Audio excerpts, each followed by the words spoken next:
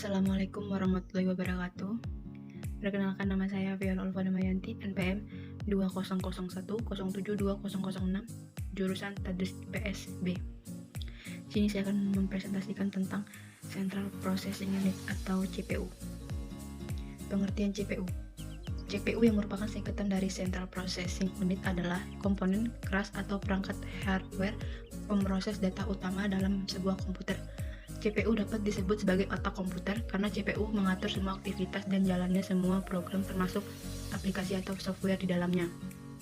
Apapun itu, semua hal yang berkaitan dengan proses dalam komputer, baik suatu proses yang sepele sekalipun akan selalu diatur oleh CPU. Misalnya saat Anda menekan tombol huruf H pada keyboard saat mengetik huruf H, tersebut akan muncul di layar. CPU lah yang memungkinkan hal itu terjadi. Dengan demikian, tanpa adanya CPU dalam komputer, maka komputer tidak akan bisa melakukan apapun atau komputer tidak dapat menjalankan programnya. CPU secara teknis juga lebih sering disebut sebagai prosesor. Oleh karena itu, saat membaca dan mengenali spesifikasi suatu prosesor, maka sebenarnya Anda sedang membaca spesifikasi CPU suatu perangkat. Komponen CPU. Suatu CPU setidaknya memiliki sebuah prosesor atau suatu unit yang tertanam di dalamnya yang berfungsi dalam proses kalkulasi komputer. Namun perkembangan teknologi yang semakin pesat juga memungkinkan sebuah CPU memiliki lebih dari prosesor atau yang juga disebut dengan prosesor core. Istilah-istilah yang sering kita dengar saat ini juga berasal dari perkembangan teknologi CPU tersebut, misalnya teknologi dual core, di mana dalam sebuah CPU terdapat dua prosesi core, maupun quad core yang memiliki 4 processing core.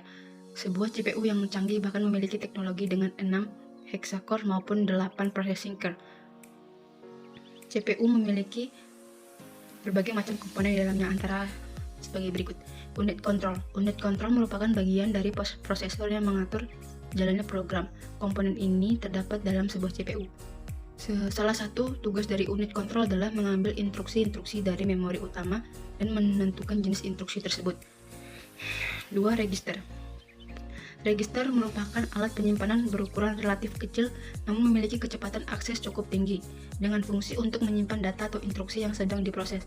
Memori ini bersifat sementara, biasanya digunakan untuk menyimpan data saat sedang diolah ataupun data untuk pengolahan selanjutnya.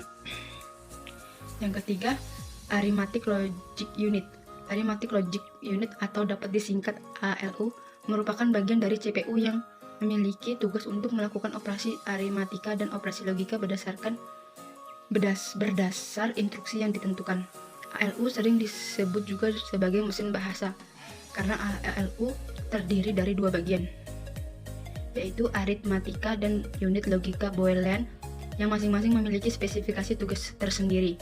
Tugas utama dari ALU adalah melakukan semua perhitungan aritmatika yang terjadi sesuai dengan instruksi program.